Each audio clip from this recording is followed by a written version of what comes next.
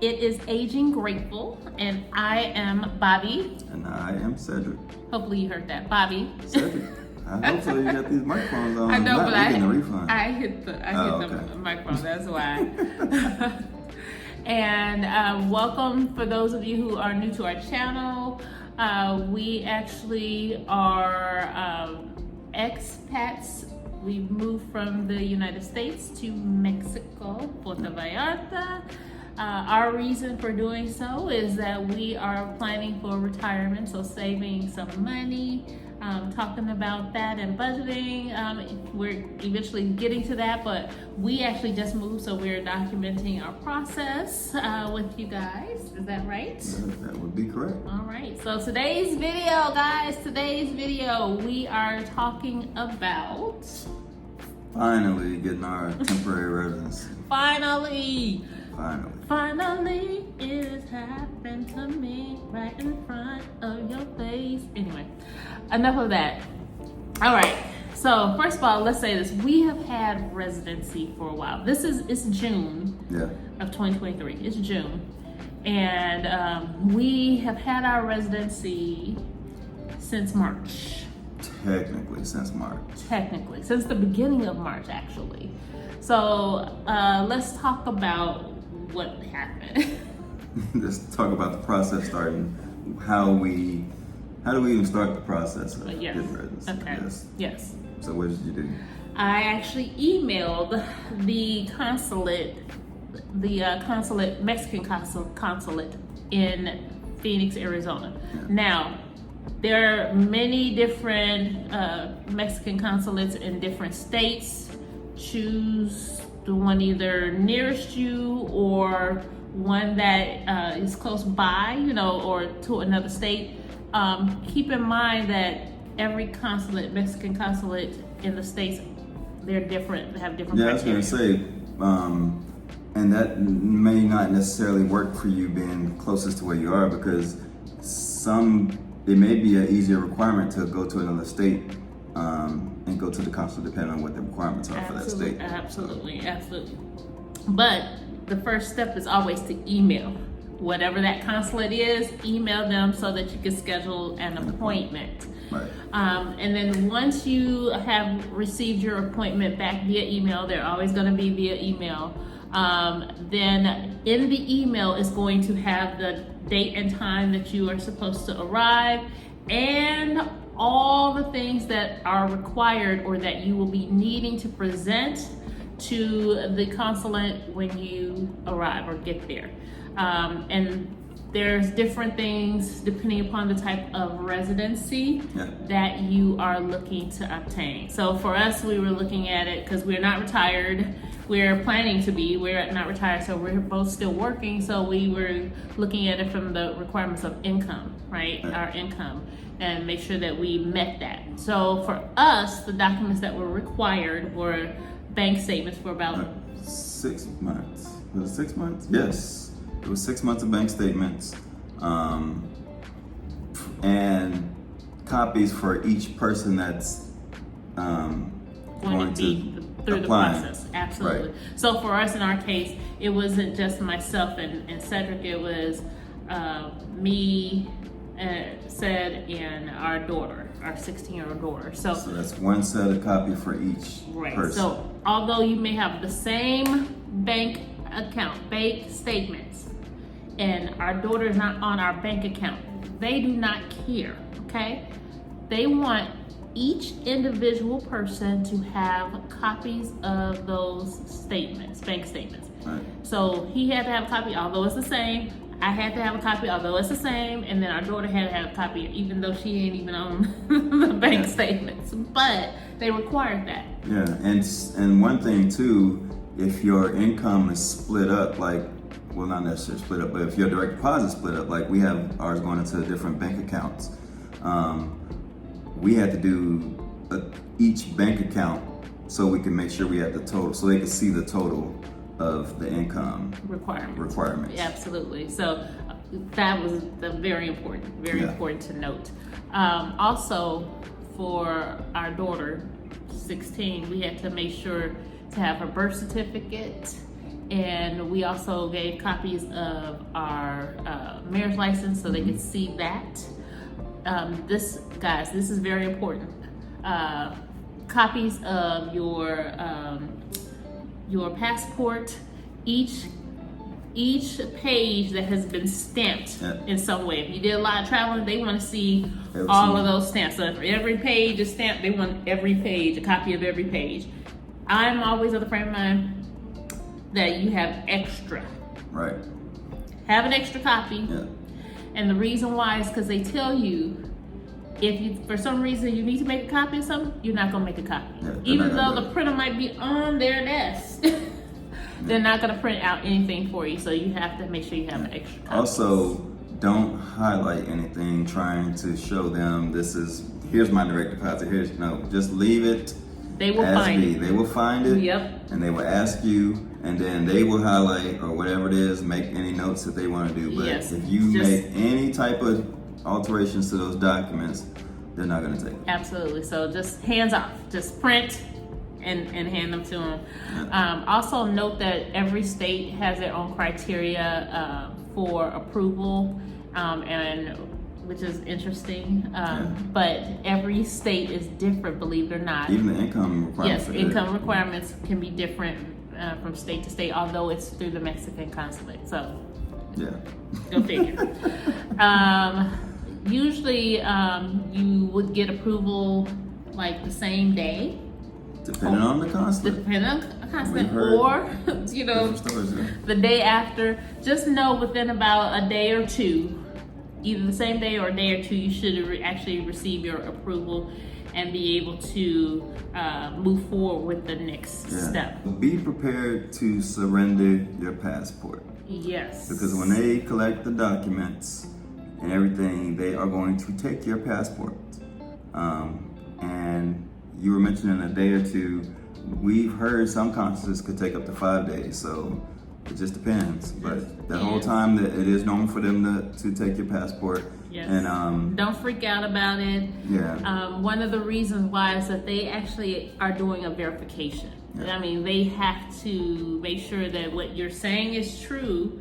So they have all the documents, and then they have the hard passport, because they also are going to do some things with the passport as far as putting a portion or the first part of the temporary residency into the passport. Yeah, it's like a little Visa card. Right. It's pretty cool, actually. Absolutely. So once you're approved, they have to actually complete that process, and so they have to be able to have the physical handy so they can do that and then hand it back to you.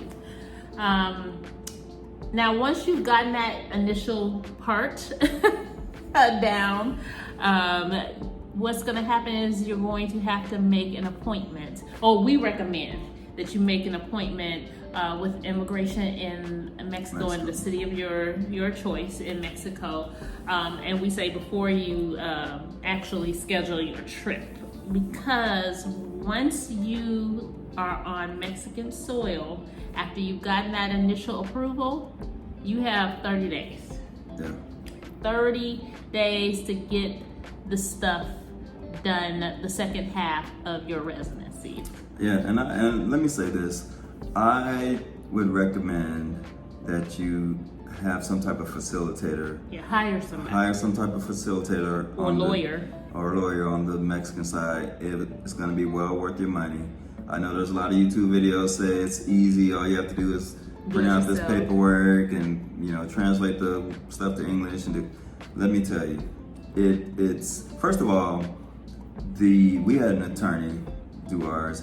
They have some pull in getting appointments, we realized, because when we got ours done, the lady told us, she said, in Puerto Vallarta, it's at least 45 to 60 days out on appointments. So you might want to drive to this little town in Mexico and go do it over the counter there. It's like a 5-hour drive. So we're like, because what happened is you only get 30 days. So if you can't get an appointment in those 30 days, then you can't finish the second half of the process. So we contacted our attorney, and she was able to move us up the line. I think we had an appointment, the following week? Yeah, it was like that? It was the following week. However, we've also seen when we went to immigration. Oh yeah. a lot of people struggling through this process. Like, but especially if you are not one to speak Espanol. If you don't speak fluent Spanish, no habla español. You better hire somebody. We've seen people there with the Google Translator app trying to translate and talk. And here's the thing: if you do it yourself and everything is fine, it's no problem. But if there's one mistake or one glitch or one thing, it's just a snowball, and you got to know what you're doing, because they're just like representing yourself when you go to court or something. They don't care that you're not an attorney. They're gonna treat you like you're an attorney. You said you was gonna represent yourself, so obviously you must know this process. So we're gonna treat it as such. Just the same way. Yeah. So if you are thinking by any stretch of the imagination that this might be a little bit of a challenge, these are favorite hire somebody to go through the process. Because we had our appointment set, we booked our tickets, and then we got here. And we arrived promptly on that day to immigration at the time that our facilitator or attorney told us to be there. Yeah. Now, with that being said, let me say this: be prepared to spend maybe some extra time in Mexico. So if you say, oh, I'm just gonna come down for a couple of days just to get my residency in, and I'm gonna go back to the States or to Canada or wherever, just know that might not be what actually happened. Right. So you want to share? Yeah. So for example, if you got an appointment on Wednesday and you say, I'm gonna come down, I'll come down on Tuesday and leave on Friday. If anything happens, if there's any delay, like in our situation, the printer broke. Well, so before the printer broke, they made an error on one of our our numbers. So you get like an identification number here for Mexico once you get approved, and they mixed up one of the numbers. Yes. So then they had to actually get approval from the higher ups in order for them to make the correction. So that took a few days for that to happen. Yeah. That actually took, a week? About a week for them to get approval. So then once they got approval, we still had to wait because... Then is that when the printer broke? Yeah, so we got the approval, and so here we go. Had we booked them tickets, we wouldn't have to, we'd have to change, make rearrangements, spend more money on Airbnbs or whatever, hotels, whatever you're gonna do to get here. So then once we got the approval, and this is with our attorney going back and forth and back and forth and back and forth with paperwork and stuff and documents and questions. So this was a really hands-on process from her standpoint to get it fixed, right? So then once we got it, they said, okay, we got it straightened out, it's approved. Come on down, 9 o'clock in the morning, get your ID cards, and you're good to go. We get there, and the printer to print out the ID card, the physical ID cards, is broken. And they don't know when it's going to be fixed. And you cannot leave the country. Or you have to do the whole thing or go through the whole States process over again if you want to go ahead and do that. But otherwise, you're gonna have to stick it out until they get fixed. Yeah. So, but if you've been following us, you know that we had initially, when we kept coming back and forth, we had already had a place. We had rented a place, so we had a place to go. And so we were thinking, a few more days. So we were already extended a week. So that was in March, second week of March? That was, the second week of March this occurred. Then that next week, nothing. The printer was still broken. That next week, it was still broken. And so on and so on. So we were here for quite a bit of time. Over a month. Yeah, over a month we were here. And so we were like, hey, it's past 30 days. So we're past the 30 days. We passed the 30 days. We asked our attorney, hey, it's past 30 days. She was like, it's all right because it actually was already approved. Right. It's just that we don't have a card. And so we were like, okay, well, give us some document or something showing that we got approved so that we can leave, And she was like, nope, that's not how it works. You have to have the physical card. And so I was like, oh my gosh, so we had already been past a month. We were not expecting to be here that long. Yeah. So then I had to go back to the U.S. for something. Yes, he had to. And we asked our attorney, said, hey, I need to go back. Me and my daughter need to go back for something. And she said, well, you can't leave, or you have to do this whole process over again. She said, I can try to get an approval, but it's gonna be a no. It's gonna be a no. So I got on the Facebook groups and they were saying, hey, just go down there because sometimes the printer will work.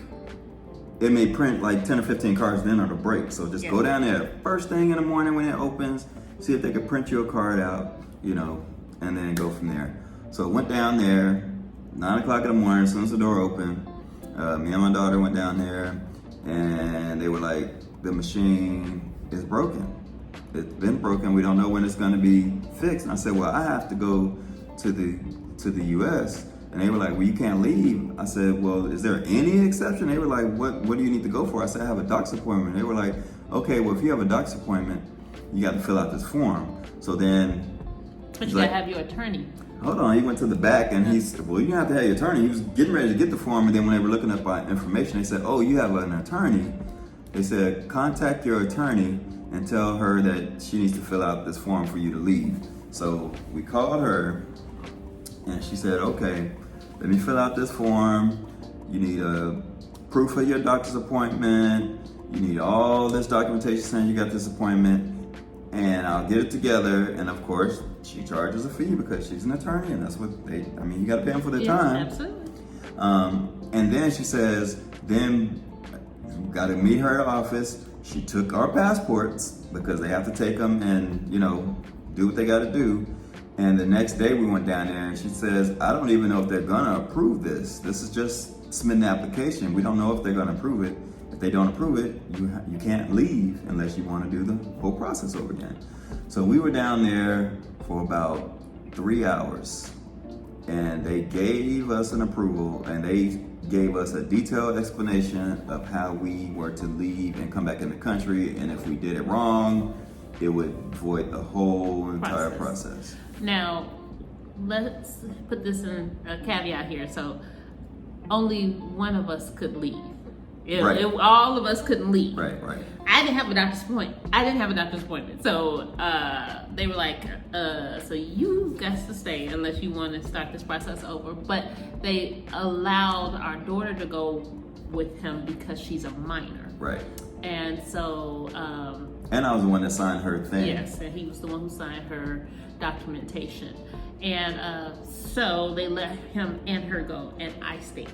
Right. So, but if you are trying to leave in the middle of the process, know that it's very rare that they give exceptions. And there was a lot of people that pretty much 90% of the people there that day were trying to leave because they had been there over a month. Just like us. And they're like, I have no place to go. I have to go back.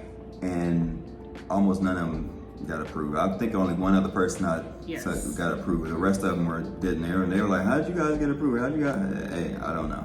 It's just... But anyways, they did, and they left. So the process when we left is we had to go into the immigration office in the airport and get an exit stamp from the immigration office.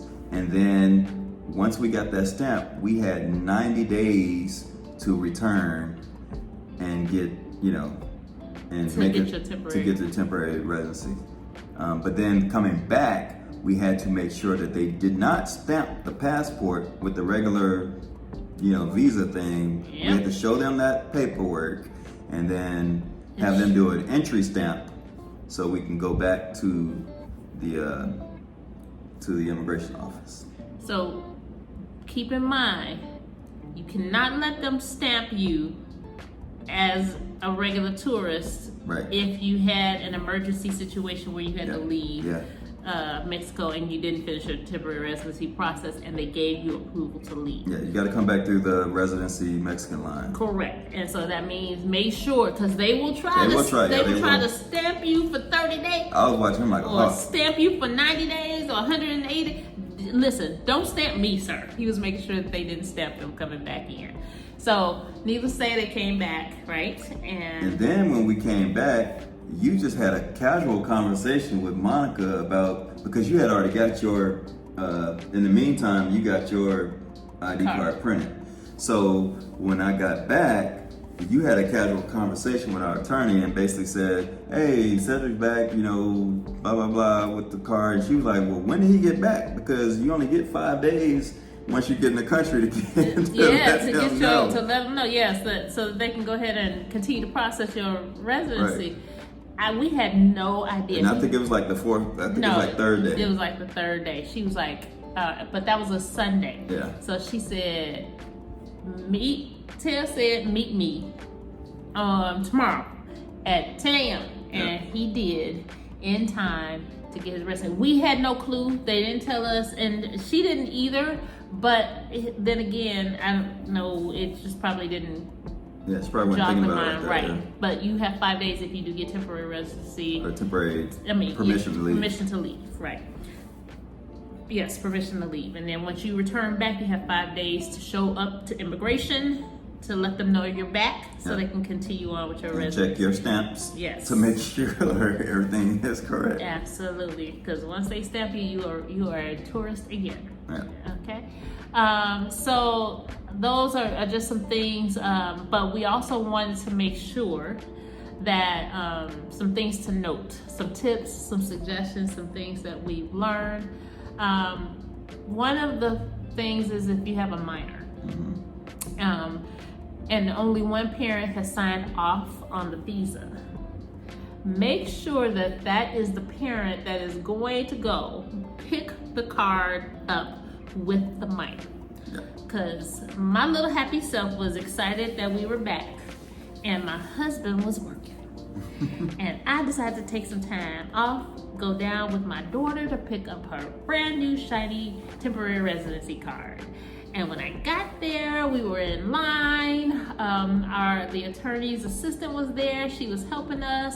We were getting ready to have that in our hand, that hot little card in the hand. We handed them the paperwork for her. And then they said, is Mr. Robinson here? I said, no, I'm the mama.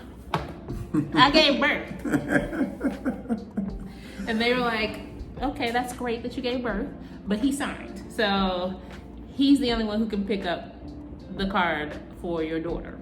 So I had to immediately text Cedric. He had to take an Uber down to immigration. Take my passport and all that stuff. Oh my gosh. And then finally we got her residency. So please make sure because you both could sign, but in this case he signed and I can't remember why I signed. Because she was just saying only one was needed. Oh, when that's we got right. There. Yeah. She was the only one that was needed. The only one parent needed, so I was like, well, I'm already doing He was already standing there, yeah. That's So, what it was. yes.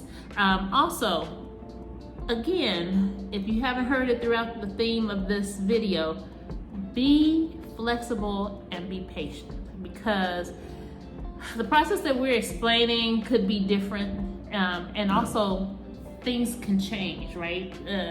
Because currently, right now, as of that we know, they actually are giving the cars like within an hour after you go through this process. Here in Mexico. Yes, here in Mexico. Oh, well, here in Puerto Vallarta. Puerto Vallarta. So the machine obviously is fixed. You don't have to come back the next day or anything. It is on the spot. Give them about an hour, and then once they verify everything and they're good to go. That's as of effective right now. Now that might not be the case when you get here, because things might change. Because when we started the process, they were saying the next day is when we were supposed to get our card, because to give them time to print. So now currently it's the same day. So, but again, tomorrow maybe different. Maybe different. So be patient and be flexible. It is worth it. Yeah, it is worth it. And again, my recommendation is to get a facilitator or attorney because it's well worth the money, and it's reasonable. It's not. I hesitate on here saying expensive and cheap because people get all up roar because everybody's financial situation is different. So I definitely understand. And if you're on a budget and you just don't have the money to do it, then you're just gonna have to take your time and really do your research and homework. Google Translate. And one mistake, but we saw people in there just in tears. We saw people in there frustrated. We saw people in there cussing the people out. We saw it all because they couldn't understand how to do something. Hey, I don't know what to tell you. Well, and to those that have successfully done it on their own, God bless you. Yeah. Love you. Please explain the process for those of us who Well, it's not unclear. even, yeah, and it's not about, it's not even necessarily about explaining the process. You could do everything right. And like with us, we did everything right, and it was an error on their part. So then we didn't know what to do after that, right? Yes. So it's But she did. But she did, right? So yeah, so the other tip is the paperwork in the States, copies. Put them in individual folders with individual names that for the family members, and then have an extra set of copies in the car just in case. So I was printing marriage license receipts, like the receipts. Do you need to know how much it costs us to get married? I had that too because I didn't know. I have birth certificates, marriage licenses. I had everything I could think of. Yeah, it's better to have more than not the right thing. 1000%. And when we got here, we didn't need the financials. Yeah, we didn't need any of that paperwork. Yeah, that was done once over on the U.S. side. Yeah. And so when we got here, the only thing that we needed to provide was our passports. They wanted to make sure to see that the stamp that's in the passport that we got from the United States, giving us approval to begin the process of temporary residency. Those are the things that they wanted from us. Yeah. But other than that, guys, was it worth it? It was absolutely 1000% worth it. Enjoying the experience, loving where we are and what we're doing, and being on this journey together with our daughter. Our other daughter, our 19-year-old, is here for us for the summer. She's out from school, and so we're excited to have her here as well with us. But guys, if you have any questions, comments, suggestions, things you want to see too, let us know in the comment. And with that being said, what do you want them to do? Like, subscribe, and share. And comment. Comment, guys. Subscribe. Share this with other people because you know what? Everybody is on different paths. But one thing I can say for sure is if you are trying to come here to Puerto Vallarta, this is good information to know if you're just starting the process, right? And so truly appreciate you. Much love to you guys. We've hit over our 500 subscribers. Thank you everybody for subscribing. Yes, let's keep the momentum and we're meeting going. new people all the time that recognize us from the channel here. So meeting a lot of friends that way is kind of cool. It is kind of cool. And meeting some that are also getting ready to come this way. So we appreciate you as well. Look forward to meeting you guys when you get here. And with that, we're going to say peace. Deuces.